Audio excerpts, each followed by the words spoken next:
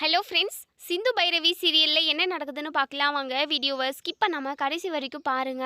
நம்ம சிந்து ரொம்பவே கண் கலங்கி போய் நிற்கிறாங்க. சிந்து அழுகிறத பார்த்து, அவமானப்படுறத பார்த்து நம்ம பைரவிக்கு ரொம்பவே மனசு கஷ்டமாக தான் இருக்குது. அன்னபூர்ணி வந்து சொல்லிட்டு போயிருப்பாங்க, நீ என் மேலே மரியாதையும் மதிப்பும் வச்சுருந்த அப்படின்னா கண்டிப்பாக இந்த சிந்து கிட்ட நீ பேசவே கூடாது பைரவி அப்படின்னு சொல்லிட்டு. இங்கே நம்ம பைரவி சிந்து கூட பேச தான் செய்யலையே தவிர அவங்களுக்கு அவ்வளோ ஒரு துக்கமாக இருக்குது. கண்ணில் இருந்து தண்ணி வருது. இதிலருந்தே புரிஞ்சுக்கலாம் நம்ம பைரவி சிந்து மேலே எவ்வளோ பாசம் வச்சுக்கிட்டு இருக்காங்கன்னு சொல்லிட்டு. அக்கா தங்கச்சிங்களுக்குள்ளே எத்தனையோ சண்டை சச்சரவு வரலாம், எவ்வளவோ மனஸ்தாபங்கள் வரலாம். ஆனால் அதாவது அந்த இடத்துல பாசம்ன்றது இப்போது சிந்து கிட்டேருந்தே பார்த்து தெரிஞ்சுக்கலாம். ஏன்னா பைரவி எல்லார் முன்னாடியும் ஒரு குற்றவாளியாக நின்றக்கூடாது, அவன் மேலே எந்த ஒரு பழிபாவமும் வந்துடக்கூடாதுன்றதுக்காக நம்ம சிந்து வந்து ஏதாவது பண்ணணும் முயற்சி பண்ணாங்க. யதார்த்தமாக இங்கே சூரியகாந்தி பூவை கருக வச்சது யாருன்னு சொல்லிட்டு இங்கே சிந்து வந்து கண்டுபிடிச்சாங்க. மாறன் தான். மாறனுக்கு பின்னாடி இருக்கிற மகாவும் இசைக்கியும் வெளிவரல. ஸோ மாறனை கண்டுபிடிச்சிட்டாங்க. இப்போது பைரவி மேலே எந்த ஒரு பழியுமே இல்லை, அதாவது அவங்க தான் அதுக்கு காரணம் அப்படின்னு சொல்லிட்டு மகா சொல்லிக்கிட்டு இருந்தாங்க. ஸோ அது அப்படி கிடையவே கிடையாது. பைரவி வந்து நல்லதுக்காக மட்டும்தான் சொன்னா. ஆனால் சூரியகாந்தி பூ கருகிறதுக்கு எல்லாத்துக்கும் காரணம் இந்த மாறன்றதுல இங்கே நம்ம சிந்து வந்து எல்லார் முன்னாடியுமே நிரூபிச்சிட்டாங்க. தனக்கு எந்த ஒரு கெட்ட பேரும் வரக்கூடாதுன்னு சொல்லிட்டு சிந்து இவ்வளோ நினைக்கிறாளே, அதே சமயம் கண்டிப்பாக அவள் தன்னோட வாழ்க்கை கெட்டு போகணும்னு சொல்லிட்டு நினச்சிருக்கவே மாட்டா. அவளோட வாழ்க்கையை கரெக்டாக அமைச்சுக்கணும், அவளுக்கு பிடிச்ச மாதிரி அமைச்சுக்கணுன்றதுக்காக ஏதோ ஒரு சுச்சுவேஷனில் சிந்து போய் சொல்லியிருக்காளே தவிர, மற்றபடி நம்ம ஆறுமுகத்தை கல்யாணம் பண்ணிப்போம் அப்படின்னு சொல்லிட்டு அவள் ஒரு நிமிஷம் கூட யோசிச்சு பார்த்துருக்க மாட்டா. யாராவது நம்மளை இப்படி திட்டினாவோ இல்லை நம்மளை அவமானப்படுத்தினாலோ சிந்துக்கு ரொம்ப கோவம் வருது. அவள் நம்ம மேலே நிறைய பாசம் வச்சுக்கிட்டு இருக்கா அப்படின்னு சொல்லிட்டு பைரவி வந்து மனசுக்குள்ளேயே நினைக்கிறாங்க. அதே சமயம் சிந்து கூட பேசணும்னு சொல்லிட்டு கூட அவங்களுக்கு தோணிக்கிட்டே தான் இருக்குது. ஆனால் அன்னபூரணியை எதிர்த்து வீட்டில் உள்ள ஒட்டுமொத்த பேருமே, அதாவது யாருமே இங்கே நம்ம சிந்துக்கிட்ட பேசவே மாட்டாங்க. ஏன் நம்ம சிவா கூட தான். சிவா அதாவது சிந்துவை வந்து மன்னிச்சு மனைவியாக ஏற்றுக்கிட்டாங்க. அப்படி இருந்தும் அன்னபூரணிக்காக இப்போ வரைக்குமே சிந்து கூட அவ்வளோவா பேச மாட்டேங்கிறாங்க. அதே சமயம் சப்போர்ட்டுமே பண்ண மாட்டேங்கிறாங்க. ஸோ அன்னபூரணி என்ன சொல்கிறாங்களோ அதுதான் இப்போ வரைக்குமே அந்த வீட்டில் நடந்துக்கிட்டு இருக்கு. இப்போ பைரவிக்கு சிந்து மேலே இருந்த கோவம் எல்லாமே போயிடுச்சு. இப்போது மொத்தமாக பாசம் மட்டும்தான் இருக்குன்னு சொல்லலாம். கூடிய சீக்கிரமே இங்கே பைரவியுமே சிந்து கூட பேசினா ரொம்பவே நல்லாயிருக்கும். அதே சமயம் நம்ம சிந்து ஆசைப்பட்ட மாதிரி சிவா டாக்டர் கூட ஒன்று சேர்ந்து வாழணும்னு நினைக்கிறவங்க இந்த வீடியோவை லைக் பண்ணி தருவீங்க. இப்போது இங்கே சிந்து வெளியே போயிட்டு பயங்கரமாக அழுகுறாங்க. இந்த குடும்பத்துக்காக ஒவ்வொன்றுத்தையும் நம்ம பார்த்து பார்த்து செய்கிறோம். வீட்டில் உள்ள அவங்க யாருமே கஷ்டப்பட்டுறக்கூடாதுன்னு சொல்லிட்டு நினைக்கிறோம். ஆனால் நம்ம மனசை புரிஞ்சுக்கிறதுக்கு யாருமே இல்லையே. ஆனாலும் பைரவியோட கண்ணில் இருந்து தண்ணி வந்ததில்ல. கண்டிப்பாக அவள் மனசு ஃபுல்லாகவே நம்ம இருக்கோம், நம்மளை மன்னிச்சு ஏற்றுக்கிட்டா அவள். ஆனால் அன்னபூர்ணி அத்தைக்காக தான் இப்போ வரைக்குமே நம்மக்கிட்ட பைரவி பேசாமே இருக்கட்டும், எப்படியோ பைரவி என்னை மன்னிச்சு ஏற்றுக்கிட்டான்றது மட்டும் எனக்கு நல்லா தெளிவாக தெரியுது அப்படின்னு சொல்லிட்டு சிந்து வந்து மனசுக்குள்ளே நினச்சிக்கிட்டு இருக்காங்க. இப்போது எங்கள் மகாவும் இசைக்கியும் பயங்கரமாக கடுப்பில் இருக்காங்க. ஏன்னா இதுக்கு பின்னாடி இருந்தது மாறன் தான் அப்படின்னு சொல்லிட்டு கண்டுபிடிச்சாச்சு. ஸோ பைரவியை யாரும் எதுவுமே சொல்ல மாட்டாங்க.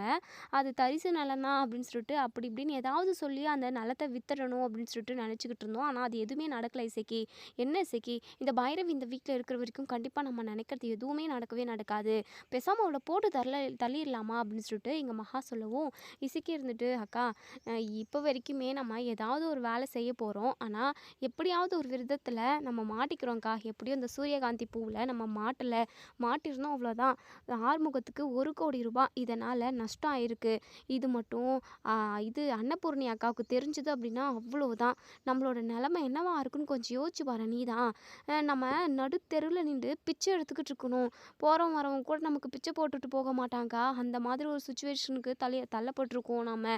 எப்படியோ நம்ம தப்பிச்சோம். அந்த மாறன் நம்மளை போட்டு கொடுக்கல பாவம். எல்லார் முன்னாடியுமே அசிங்கப்பட்டு இந்த ஆறுமுகத்துக்கிட்ட அடியும் வாங்கினான். அப்பயும் நம்மளை பற்றி எதுவுமே போட்டு கொடுக்கலாம. அது வரைக்கும் சந்தோஷம் அப்படின்னு சொல்லிட்டு இங்கே நம்ம இசைக்கு வந்து சொல்கிறாங்க.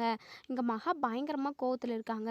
போயும் அந்த சிந்து ஓவராக பேசுகிறாளே, அவளாம் ஒரு ஆளா இசைக்கு? அவள் பைரவிக்கிட்ட நான் மன்னிப்பு கேட்கணுமா? இப்போ பார்த்தியா, இப்போ பைரவியும் சிந்துவும் விட்டா ஒன்று சேர்ந்துருவாங்க. அன்னபூர்ணி அக்கா சொன்னதுனால தான் இந்த பைரவியுமே அப்படியே கம்முன்னு நின்றுக்கிட்டு இருந்தா. இல்லைனா என் தங்கச்சி அது இது என் பெரிய தங்கச்சி அப்படி இப்படின்னு சொல்லிட்டு தலைமையில தூக்கி வச்சு கொண்டாடிக்கிட்டு இருந்திருப்பா. உடனே 2 பேரும் ஒன்று சேர்ந்துருப்பாங்க. இந்த பைரவியும் அன்னபூர்ணி அக்காவோட அன்னபூர்ணியோட மனசை கரைச்சி சிந்துவை இந்த வீட்டோட மருமகளாக ஏற்றுக்க வச்சுட்டு இருந்திருப்பா. எப்படியோ அது எதுவுமே நடக்காமல் போன வரைக்கும் நமக்கு சந்தோஷம். சீக்கிரமாகவே இந்த சிந்துவை வீட்டை விட்டு துரத்துற வழியை பார்க்கணும். இதுக்கப்புறமா அவள் இங்கே இருக்கவே கூடாது இசைக்கு. அவளால் தான் இப்போ கூட அந்த சூரியகாந்தி பூவுக்கு கெமிக்கல் தான் கலந்துருக்கிற விஷயத்த கண்டுபிடிச்சதுமே இந்த சிந்து தான். அந்த சிந்துவும் பைரவி ஏதாவது ஒரு வேலையை பார்த்துக்கிட்டே இருக்காங்க. முதல்ல அந்த சிந்துவை இந்த வீட்டை விட்டு துரத்தணும். நான் அன்னபூர்ணி அக்காவை பார்த்து பேசுகிறேன் அப்படின்னு சொல்லிட்டு இங்கே நம்ம அதாவது அன்னபூர்ணியை பார்த்து பேசுகிறதுக்காக மகா போகிறாங்க கீழே. இங்கே அன்னபூர்ணியுமே உட்காந்து நியூஸ் பேப்பர் படிச்சுக்கிட்டு இருக்காங்க. அக்கா உங்ககிட்ட ஒரு முக்கியமான விஷயம் பேசணும்க்கா அப்படின்னு சொல்லிட்டு மகா சொல்கிறாங்க. என்ன மகா சொல்லு மகா அப்படின்னு சொல்லிட்டு. அது வந்துக்கா இந்த சிந்துவோட அக்கிரமம் நாளுக்கு நாள் அதிகரிச்சுக்கிட்டே இருக்குக்கா. அவன் இந்த வீட்டில் இருக்கிறதே எனக்கு பிடிக்கலக்கா. நான் எவ்வளோ பெரிய அதாவது வயசில் நான் எவ்வளோ பெரிய ஆள். அப்படி இருக்கிறப்போ என்ன கொஞ்சம் கூட மரியாதை எனக்கு கொடுக்காம அவங்க அக்காவை பார்த்து மன்னிப்பு கேட்கணும்னு சொல்லிட்டு வார்த்தைக்கு வார்த்தை பேசுகிறான். இங்கே பாருக்கா இதெல்லாம் எனக்கு சத்தியமாக செட்டே ஆகலை. என்ன மகா சிந்து இல்லை அப்படின்னா கண்டிப்பாக பைரவியை தான் நம்ம எல்லாருமே தப்பாக நினச்சிருப்போம். சிந்துவால் தான் இந்த சூரியகாந்தி பூவுக்கு கெமிக்கல் தான் போடப்பட்டிருக்கு அப்படின்னு சொல்லிட்டு நம்ம கண்டுபிடிச்சோம். சிந்து இல்லைன்னா கண்டிப்பாக அதையுமே நம்ம கண்டுபிடிச்சிருக்க மாட்டோம்ல. கடைசி வரைக்கும் நம்ம பைரவியை தான் தப்பாக நினச்சிருப்போம்.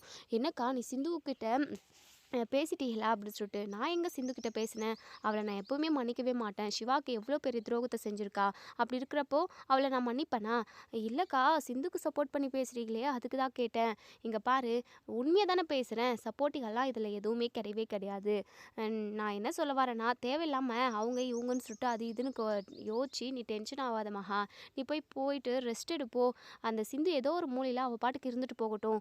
அவளால் இன்றைக்கி ஒரு நல்லது தானே நமக்கு நடந்தது அப்படின்னு சொல்லிட்டு. அக்கா வேண்டாக்கா அவ நம்ம சிவாவுக்கு எவ்வளோ பெரிய துரோகம் பண்ணியிருக்கா. அது மட்டும் இல்லாமல் நீங்கள் 2 நாளைக்கு முன்னாடி என்ன சொன்னீங்க? அவளுக்கு ஒரு வீடு பார்க்க சொன்னீங்கல்ல. இசைக்குமே ஒரு வீட்டை பார்த்து வச்சுருக்கான். அந்த வீட்டுக்கு அவள் போகட்டும்க்கா ப்ளீஸ்க்கா தயவு செஞ்சு அவகிட்ட சொல்லுங்கக்கா அப்படின்னு சொல்லிட்டு இங்கே அன்னபூர்ணி கொஞ்ச நேரம் யோசிக்கிறாங்க. மகாவுக்கு கொஞ்சம் படபடப்பாகவே இருக்குது. எங்கே மனசு மாறி சிந்துவை மருமகளாக ஏற்றுப்பாங்களோ அப்படிங்கிற ஒரு பயமும் பதட்டமும் மகாவுக்கு எப்போவுமே இருந்துக்கிட்டே இருக்குது. ஸோ எப்படியாவது ஒட்டுமொத்தமாக சிந்துவை வீட்டை விட்டு துரத்தணும்னு நினைக்கிறாங்க. அதுக்கு தான் மகா வந்து அன்னபூரணியோட மனசை மாற்ற ட்ரை பண்ணிக்கிட்டு இருக்காங்க. இங்கே நம்ம அன்னபூரணி வந்து பயங்கரமாக யோசிக்கிறாங்க. என்ன பண்ணலாம்? அவசரப்பட்டு எந்த ஒரு முடிவும் எடுத்துடக்கூடாது. சிந்துவை வீட்டை விட்டு துரத்தணும் அப்படின்னா கோர்ட்லேருந்து போலீஸ் வருவாங்க. போலீஸ்கிட்ட பதில் சொல்ல வேண்டிய இதாக வருமே. என்ன பண்ணலான்னு சொல்லிட்டு பயங்கரமாக யோசிக்கவும் மகா இருந்துட்டு என்னக்கா ஏதோ யோசிச்சுக்கிட்டு இருக்கீங்க. அந்த சிந்து தான் நமக்கு வேண்டவே வேண்டாக்கா. அவள் இருக்கிறதுனால தான் தேவையில்லாத கெட்டதெல்லாம் நம்ம வீட்டுக்கு நடக்குது. அவளோட ராசி தான்க்கா எல்லாமே. நீங்கள் கூட ஹாஸ்பிட்டல் அது இதுன்னு சொல்லிட்டு அலைஞ்சிட்டு இப்போ தான் வந்தீங்க. அது மட்டும் இல்லாமல் உங்கள் உயிருக்கு ஏதாவது ஆயிருந்தால் நாங்கள் எல்லாருமே தாங்கியிருப்போமாதுக்கா. எல்லாமே அவளால் தான்க்கா. அது மட்டும் இல்லாமல் இப்போது 1 கோடி ரூபாய் நஷ்டம் ஆயிருக்குன்னா அவளோட ராசியால் தான். அவள் நம்ம வீட்டில் இல்லாமல் இருந்திருந்தா அப்படின்னா இப்படி ஒரு நட்டம் நமக்கு வந்திருக்காதுக்கா. இது எல்லாத்தையுமே நீங்கள் யோசிச்சு பாருங்களேன். வீட்டில் ஒவ்வொரு கெட்டதாக நடந்துக்கிட்டே இருக்குன்னா அதுவும் ஒன்றுக்கு மேலே ஒன்று அடி மேலே அடி விழுந்துக்கிட்டே இருக்குன்னா அதுக்கு ஏதோ ஒன்று தான் காரணம். நம்ம வீட்டில் இருக்கிறவங்களோட ராசி சரியில்லைன்னு தான் அர்த்தமே. இந்த சிந்து தான் நமக்கு ஆகாதுவ. அவள் இருக்கிறதுனால தான் இப்படிலாம் தப்பாக நடக்குதோன்னு எனக்கு தோணிக்கிட்டே இருக்குக்கா. தயவு செஞ்சு நான் சொல்கிறத கொஞ்சம் நேரம் யோசிச்சு பாருங்கக்கா. நம்ம வீட்டுக்கு திரும்பவும் ஒரு கஷ்டம் வந்துடக்கூடாது அப்படின்னா கண்டிப்பாக அந்த சிந்து வீட்டை விட்டு போய் தானேக்கா ஆகணும் அப்படின்னு சொல்லிட்டு என்னென்னமோ பேசி ஒரு வழியாக இங்கே அன்னபூர்ணியோட மனசவே கரைச்சிடுறாங்க இங்கே மகா.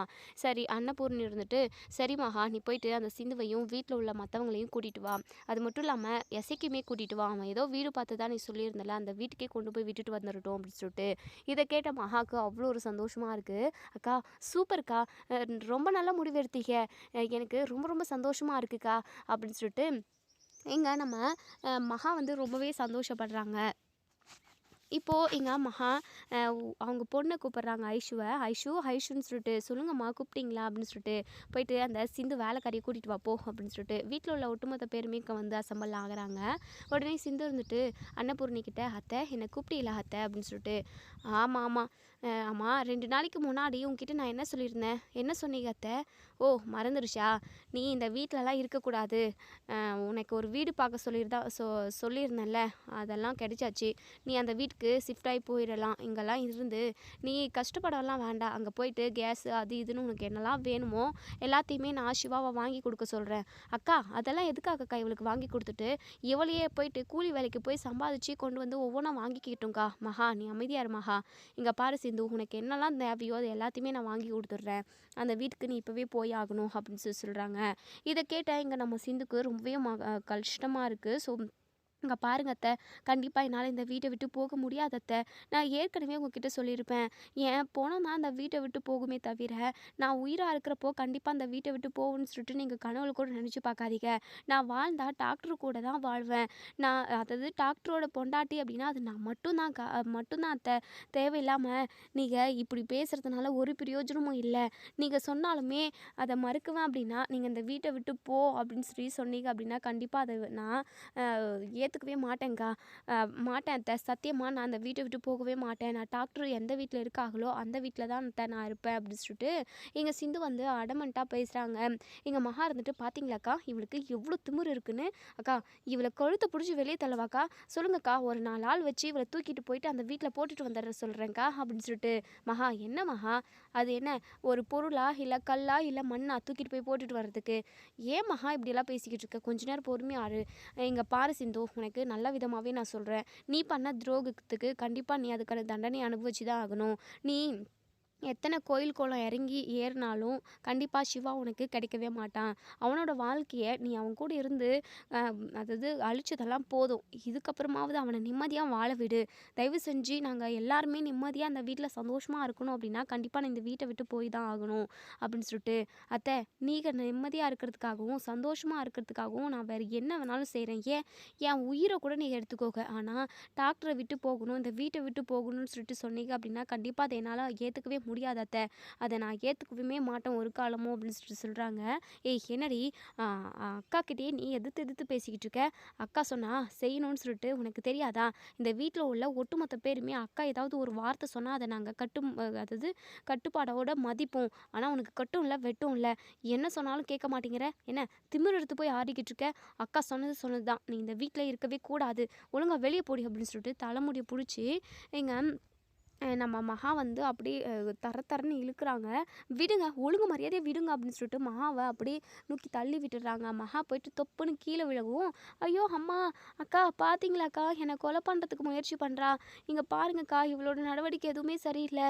சீக்கிரமாகவே நம்ம வீட்டில் உள்ள எல்லாரையுமே ஒட்டுமொத்தமாக க்ளோஸ் பண்ணிவிட்டு இவன் மட்டும் இந்த வீட்டில் சந்தோஷமாக வாழலான்னு இருக்காக்கா. டே இசைக்கி, என்னடா பார்த்துக்கிட்டே இருக்க, வந்து தூக்கி விடுடா அப்படின்னு சொல்லிட்டு எங்கள் மகா ஐயோ அம்மான்னு கத்திக்கிட்டு இருக்காங்க. உடனே எங்கள் அன்னபூர்ணிக்கு கோவம் வந்துடுது. சிந்து, உன் மனசுல நீ என்ன நினச்சிக்கிட்டு இருக்க? எதுக்காக இப்போ மகாவை கீழே தள்ளி விட்ட? உனக்கு கொஞ்சமாவது அறிவு இருக்கா? பெரியவங்க சின்னவங்கன்னு சொல்லிட்டு மதிப்பு மரியாதை எதுவுமே இல்லையா உனக்கு? ஐயோ அத்தை, அவங்கள தள்ளி விடணுன்றதுக்காகலாம் நான் அப்படி இது பண்ணல. என் தலைமுடியை பிடிச்சி ஆட்டுன்னு ஆட்டுறாங்க. அப்போது எனக்கெல்லாம் வலிக்காத அத்தை. அதான் என் தலையிலேருந்து கையெடுங்கன்னு சொல்லிட்டு தட்டி தான் விட்டேன். அவங்களா போய் விழுது நாடகம் போட்டுக்கிட்டு இருக்காங்க அத்தை அப்படின்னு சொல்லிட்டு. பார்த்தீங்களாக்கா, தள்ளி கீழே விட்டுட்டு என்னை நாடகம் போடுறேன்னு சொல்லிட்டு எனக்கு ஒரு பேர் சுட்டுறா. அக்கா, இவன் மட்டும் இந்த வீட்டில் இருந்தா அப்படின்னா சிவாவோட வாழ்க்கை மட்டும் இல்லை, நம்மளோட உயிருக்குமே உத்தரவாதம் இல்லைக்கா.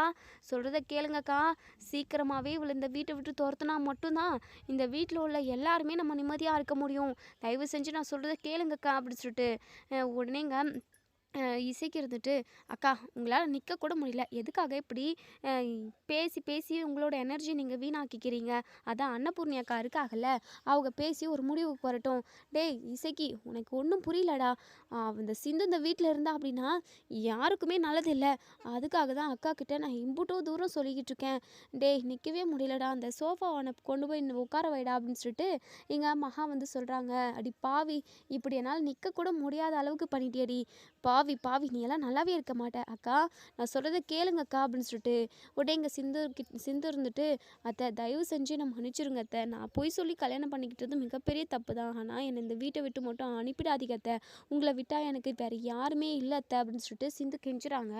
எங்கள் உடனே அன்னபூரணி இருந்துட்டு, என்ன சிந்து நீ என்ன நினச்சிக்கிட்டு இருக்க? நீ உன் மனசில் மகாவை கீழே தள்ளி அவளை நிற்க கூட விடாமல் பண்ணிட்ட. இப்போ உட்காரத்துக்குமே ரொம்ப தவிக்கிறா.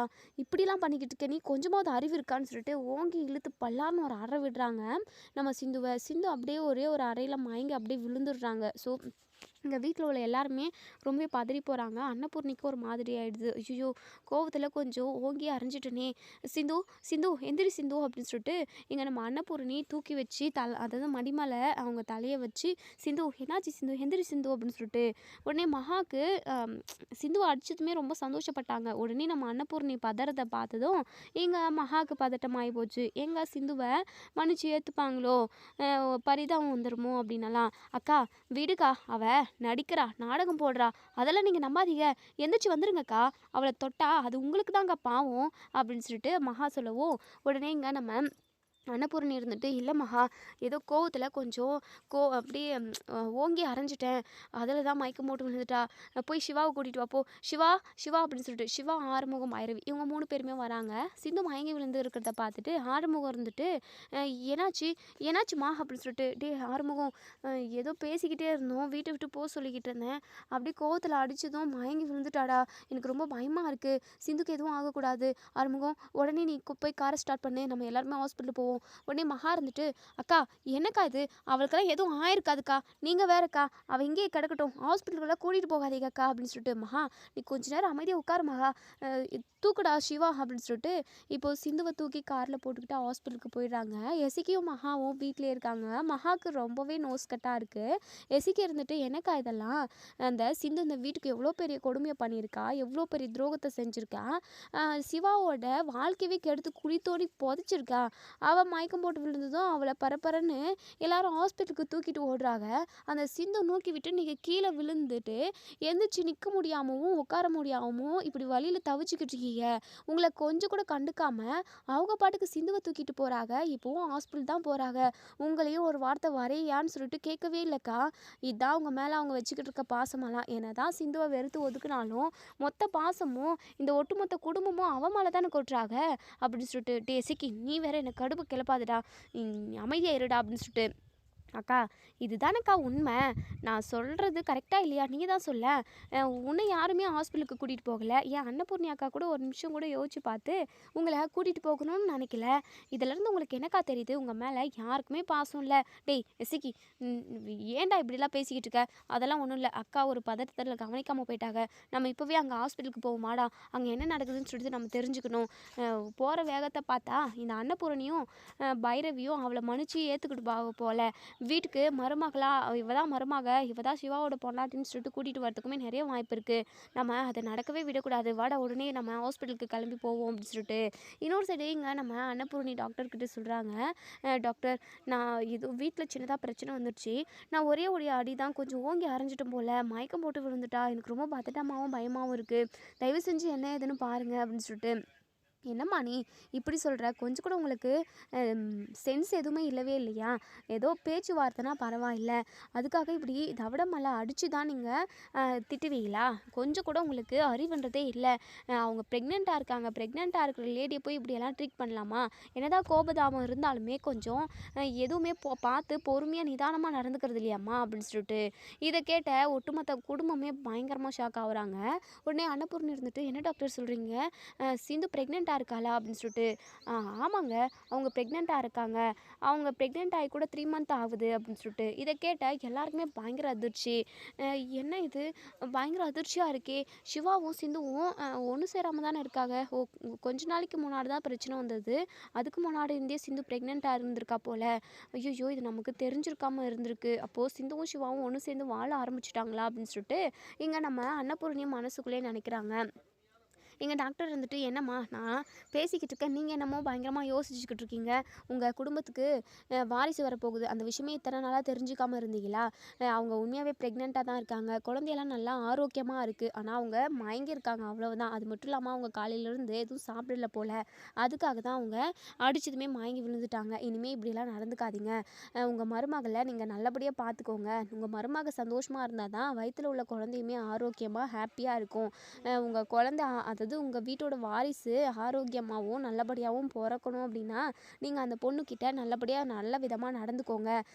அது மட்டும் இல்லாமல் இந்த உலகத்தில் குழந்தையே இல்லாதவங்க எவ்வளோ பேர் இருக்காங்க தெரியுமா?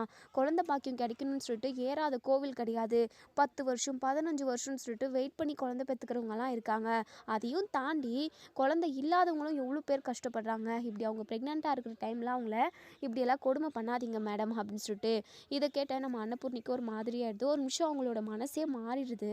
ஏன்னா வீட்டுக்கு ஒரு குழந்தை வரப்போகுது அப்படின்னு சொல்லிட்டு பயங்கரமாக சந்தோஷப்பட தான் ஆரம்பிக்கிறாங்க. சிவாக்குமே பயங்கர டவுட்டு. எப்படி எப்படி ப்ரெக்னென்ட் ஆனா அப்படின்னு சொல்லிட்டு யோசிக்கிறாங்க. அப்போ தான் அவங்களுக்கு ஞாபகம் வருது. ஒரு டைம் வீட்டில் மிகப்பெரிய சண்டை.